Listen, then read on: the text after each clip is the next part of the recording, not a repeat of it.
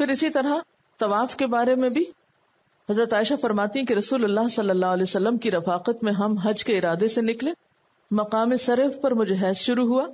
آپ میرے پاس تشریف لائے. میں اس وقت رو رہی تھی. آپ نے پوچھا کیا بات ہے؟ میں نے عرض کیا اگر میں اس سال حج کا ارادہ نہ کرتی تو اچھا تھا. آپ نے فرمایا شاید تمہیں حیض آ گیا ہے. میں نے عرض کیا جی ہاں.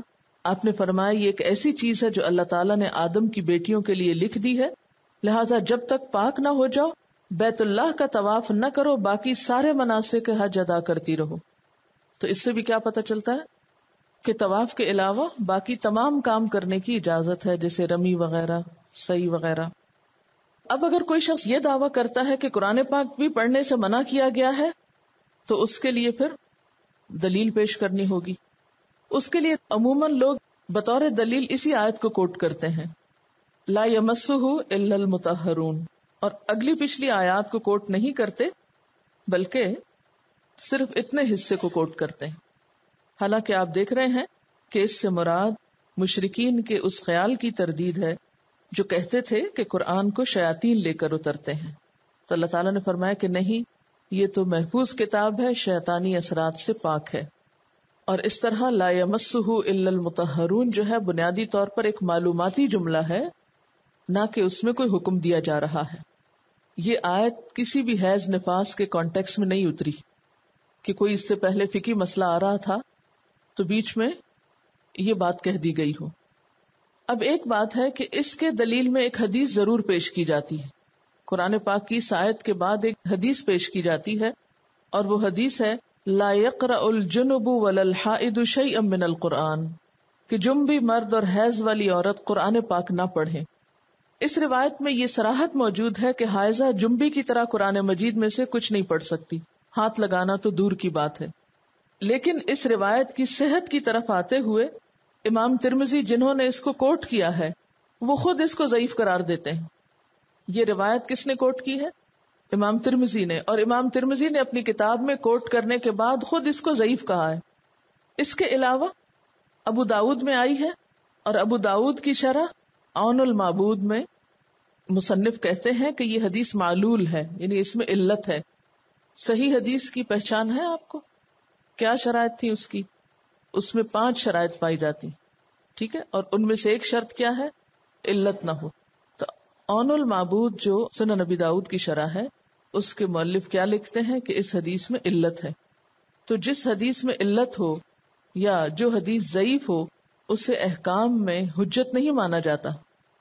اسی طرح ایک اور روایت بیان کی جاتی ہے کہ لا یمس القرآن الا طاہر, قرآن پاک کو نہ چھوئے مگر طاہر, اور یہ حدیث بھی مرسل ہے.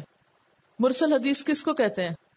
جس میں صحابی کا ذکر نہ ہو, ایک مقام پر انقطاع ہو اور وہ اوپر صحابی کے مقام پر ہو, یعنی تابعی براہ راست آپ صلی اللہ علیہ وسلم سے روایت کریں. تابعی نے تو آپ صلی اللہ علیہ وسلم کو دیکھا نہیں اور بیچ میں صحابی کا ذکر ہی نہیں کیا. تو جو حدیث اس طرح کی ہوتی یعنی مرسل, وہ بھی قابل حجت نہیں ہوتی احکام میں. ضعیف احادیث کا قاعدہ آپ نے پڑھا ہوگا کہ زیادہ سے زیادہ فضائل میں کوٹ کی جا سکتی ہیں, احکام میں نہیں. ضعیف احادیث سے کسی چیز کا حلال یا حرام ہونا ثابت نہیں کیا جا سکتا, ٹھیک ہے. ضعیف احادیث زیادہ سے زیادہ اگر ان کو آپ کہیں یوز کر سکتے ہیں تو وہ فضائل اعمال ہے کہ لوگوں کو کام کرنے کا شوق دلانا ہے, کرتے رہیں.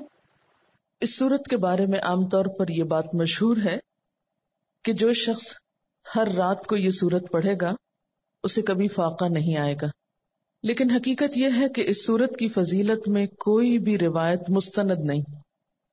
جتنی بھی روایات ہر رات پڑھنے کے بارے میں آتی ہیں وہ ضعیف یا پھر موضوع ہیں.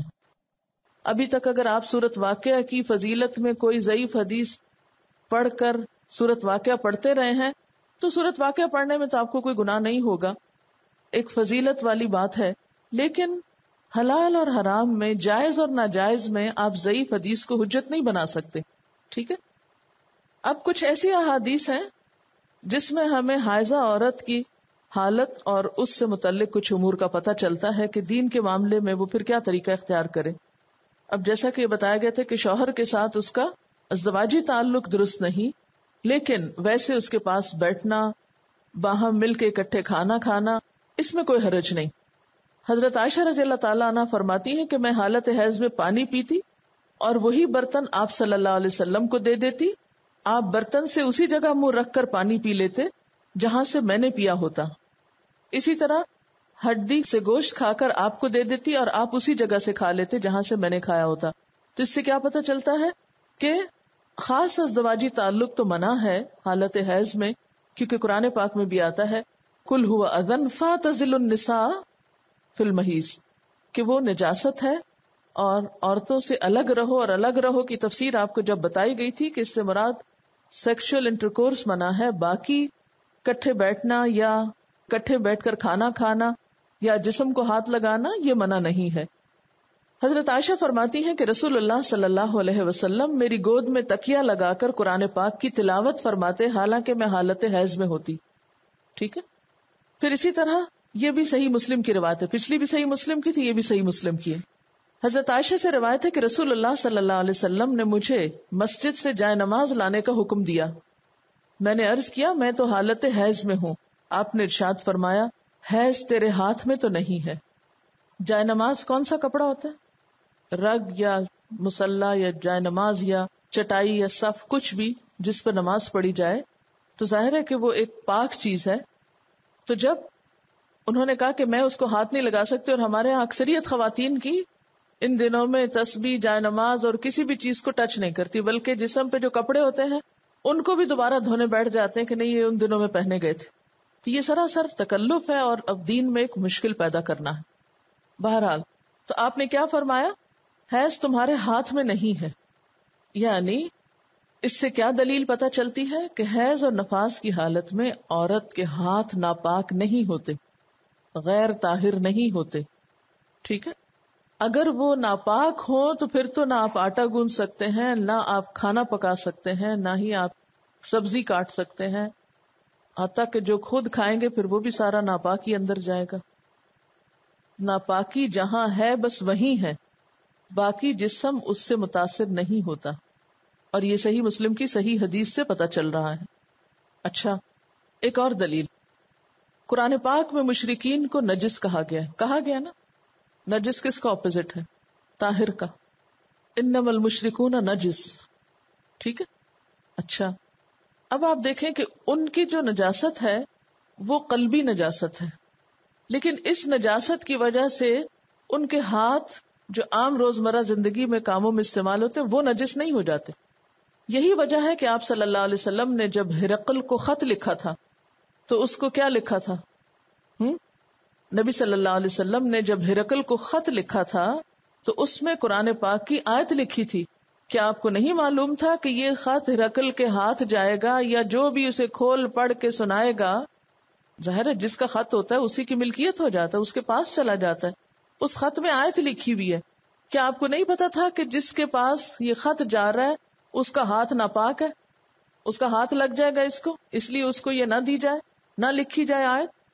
لیکن آپ نے لکھی قل یا اہل الکتاب تعالوا الی کلمۃ سواء بیننا وبینکم الا نعبد الا اللہ ولا نشرک به شیئا ولا يتخذ بعضنا بعضا اربابا من دون اللہ فَإِن تَوَلَّوْا فَقُولُوا اشْهَدُوا بِأَنَّا مُسْلِمُونَ. یہ آیت تھی سورۃ آل عمران کی 64 جو آپ نے ہرقل کو لکھے جانے والے خط میں لکھی تھی.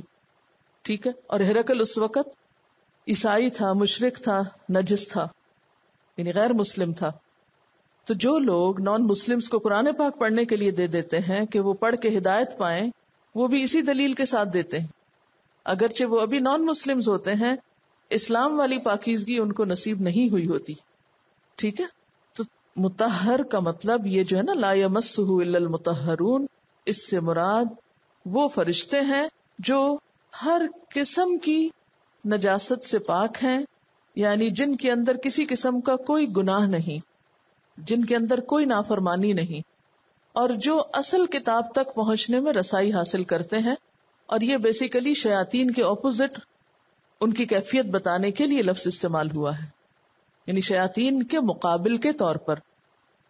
اب ایک اور بات یہ بھی آپ دیکھیے کہ ایک عورت اپنی عمر کا اوسطاً چوتھائی حصہ حیض و نفاس کی حالت میں گزارتی، یعنی جوان ہونے کے بعد ہر مہینے 8 دن یا 10 دن یا چلیے 5 دن بھی، تو کسی کی زندگی کا چوتھا، کسی کا چھٹا حصہ اس حالت میں جو گزرا، تو اگر اس کو منع کر دیا جائے، نہ وہ ذکر کرے، نہ وہ قرآن پڑھے، نہ وہ کوئی اور دین کی بات کرے، نہ کسی ایسی مجلس میں حاضر ہو، تو اس کے ایمان کا حال کیا ہوگا؟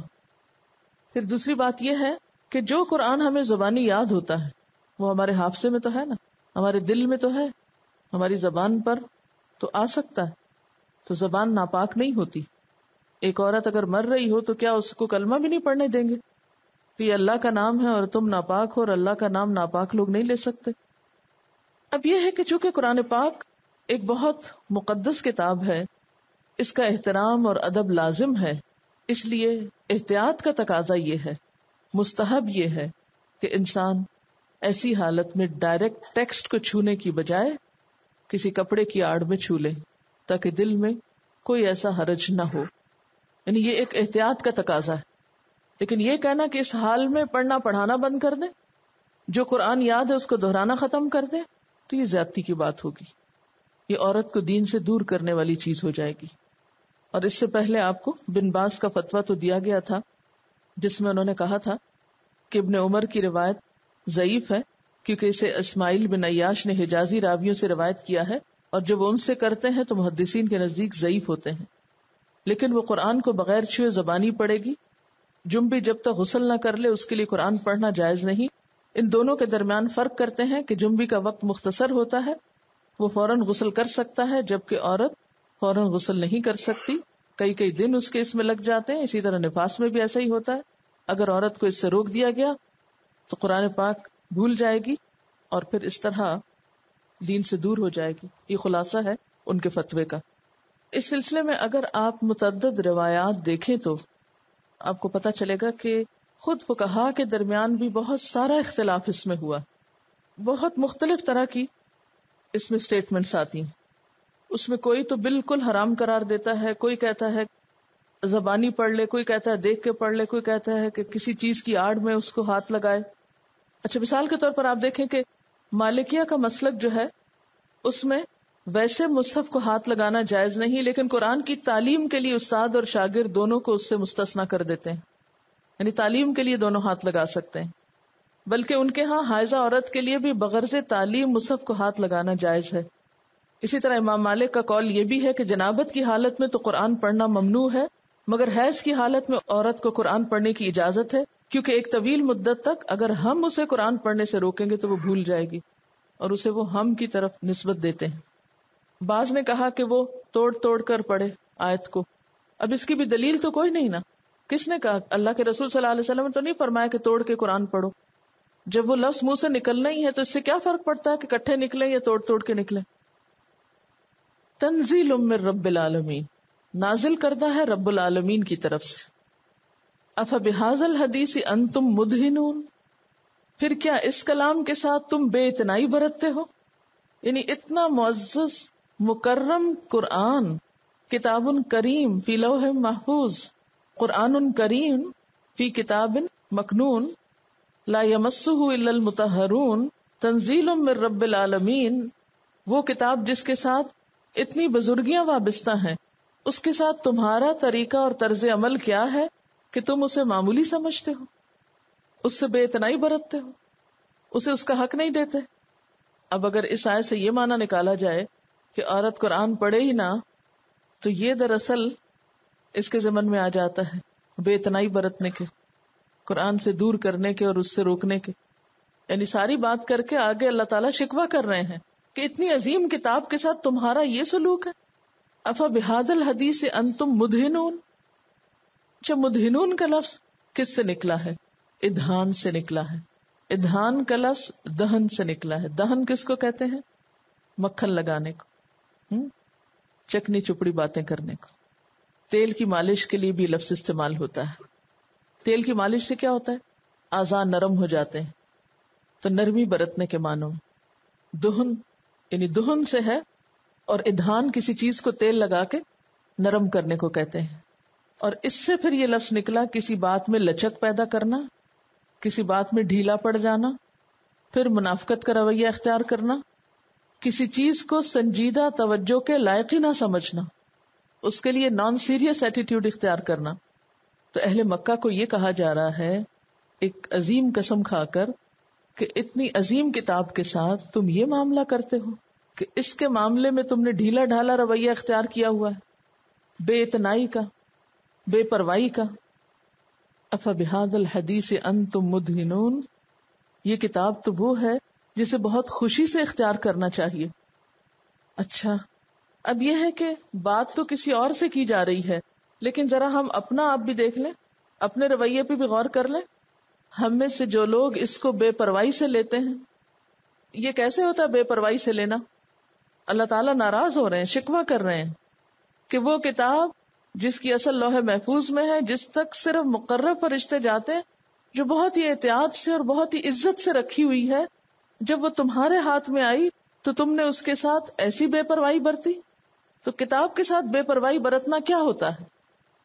تلاوت ہو رہی ہو اور ہم اسے چھوڑ کے اور کاموں میں مشغول ہو جائیں، باتیں کرنے لگے، لکھ لکھ کے دوسرے کو کمنٹس پاس کرنے لگے، اور اس کو پڑھ تو لینا لیکن عملی زندگی میں اس کو شامل نہ کرنا، راستے میں رکھ کے چل پڑنا، جو چاہے اوپر سے پلانگ جائے، بیگ میں رکھ کے بیگ زمین پہ چھوڑ دینا، کبھی کمر کے پیچھے رکھ لینا، کبھی اس کے اوپر کوہنی رکھ لینا، کبھی باوقار طریقے سے پراپر لباس کے ساتھ اس کو نہ پڑھنا، کیونکہ قرآن پاک کا ایک ادب ہے نا. آپ جب کسی بڑے کے پاس جاتے ہیں تو آپ پراپرلی ڈریس اپ ہوتے ہیں یا نہیں؟ آپ کو معلوم ہے کہ آپ صلی اللہ علیہ وسلم ایک مرتبہ عام صحابہ کی مجلس میں بالکل ایسے کیجولی بیٹھے ہوئے تھے اور آپ کی پنڈلی سے تھوڑا کپڑا ہٹا ہوا تھا. حضرت عثمان جب تشریف لائے تو آپ نے اپنی پنڈلی ڈھک لی، کہا کہ عثمان سے تو فرشتے بھی حیا کرتے ہیں. اچھا، حضرت عثمان کے آنے پر پنڈلی ڈھک لی کہ عثمان سے فرشتے حیا کرتے ہیں. ہم جب مل کر قرآن پڑھتے ہیں تو کیا اس مجلس پر فرشتے نہیں ہوتے؟ اگر ہم ایسے لباس میں بیٹھے ہیں کہ ہمارے بازو ننگے ہوں، کوہنیاں تک ننگی ہوں، اور ہم بالکل ایک کیجول ڈریس میں بیٹھے ہوں، کیجول ڈریس، تو فرشتے رہیں گے وہاں؟ جو جسم سے کپڑا ہٹتا جاتا ہے فرشتے دور ہونا شروع ہو جاتے ہیں.